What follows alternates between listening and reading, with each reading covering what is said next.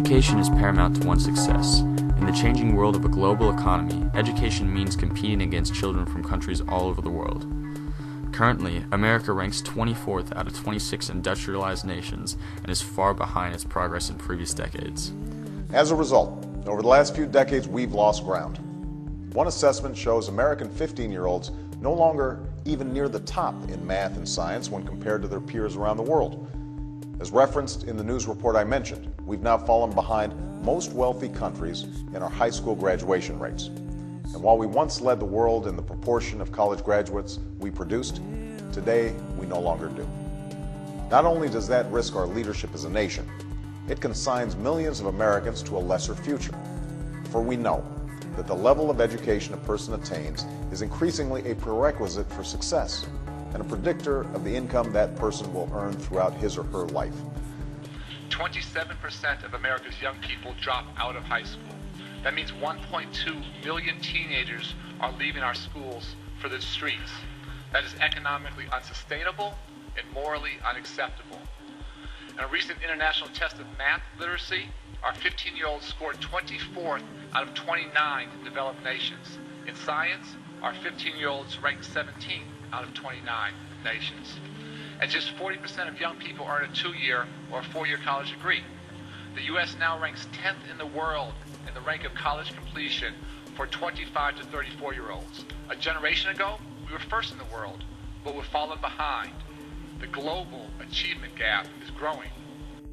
In 2001, President Bush signed the No Child Left Behind Act to combat the deficiencies of the American education system.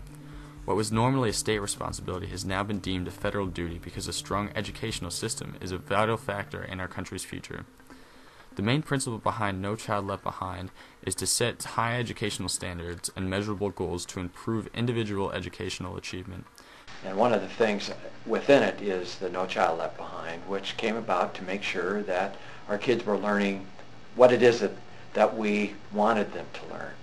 And it was the beginning of the standards-based education, which focused on, here are some things we want kids to make sure that they learn in reading and in mathematics. And it was a way to, for the education system to be much more accountable. We want to make sure the No Child Left Behind Act continues to work. You measure every day. That's why you're successful business people. I mean, you know what your business is doing. I believe we ought to extend that same principle to our public schools and ask a simple question. Can a child read at grade level? And in order to determine that, that's why you measure. And if the answer is yes, we all say great. If the answer is no, the question will be, then what are you going to do about it? And so the principle behind the No Child Left Behind Act is to set high standards, believe every child can learn, and measure to see if we're getting results. And Congress need not weaken such a good piece of legislation.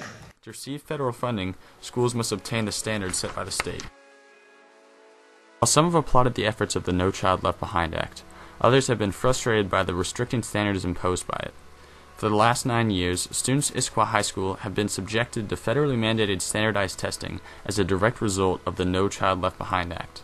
I think that standardized testing for all students, while it's important to have high expectations for your students, I don't agree with a body outside the education system, like the legislature, determining things that kids have to know to graduate. I don't think that's an effective thing. And I don't believe that the things that they have determined that students have to know are necessarily needed to know things. And in many instances, I was one of the first real proponents of it because it did help organize and standardize curriculum to an extent. Not that we have to be real prescriptive, but in these general areas, this is what we want kids to know and be able to do. And so in that case, it has been a good thing. The problem with No Child Left Behind is that it's a very rough means of accountability. It compares one class one year to another class the next year, and it doesn't look at individual students. So No Child Left Behind has to be changed to look at individual students and follow individual student growth from year to year. That way you can see whether Mrs. Smith in third grade added something to somebody's academic knowledge by the time they got to fourth grade. So the law has to be changed in that regard. Also, the law is too crude in terms of accountability. It takes a school that may have a problem with one group of kids in one grade, and it lumps that school with another school that has a problem with all groups of kids in all grades, and it says both schools are on the same plane. So No Child Left Behind has to be rethought, and President Obama has put forth a very good proposal to begin that conversation. But I'm concerned that this Congress is not going to succeed in terms of reauthorizing No Child Left Behind for political reasons and for some other policy reasons. Since federal funding is tied to performance on standardized testing, many schools tailor their curriculum to subjects that are tested. In this sense, the federal government can decide the course of our community's education by placing it on the test. With so much control given to the federal government, one has to wonder if that is the most effective way to improve education. The federal government's role in the education of Issaquah High School has had some negative effects. For instance, standardized testing alone takes up to 2 weeks out of the already short school year when students could be learning about other subjects. Also, the way in which standards are measured can be inaccurate. Some schools have reclassified results to receive more funding. Furthermore, states write their own tests, which is not actually the same standard across the nation. Also, the No Child Left Behind Act uses a tremendous amount of taxpayers' money. Our education is paid directly by our community. From 2000 to 2003, federal funding for education went up 59.8%, and from 2001 to 2007, funding for reading alone quadrupled. We are spending more than twice as much money on education today than we were 40 years ago, and the results have declined. While it is easy to point out the deleterious aspects of the federal government's involvement in education, there has been some success. For instance, reading and math scores for Hispanic and Black 9-year-olds is at an all-time high. Although there may never be a perfect solution for improving education in our community, the federal government has eagerly sought to set high standards for education with a tremendous amount of money and resources. The role of the federal government is to provide equality of opportunity.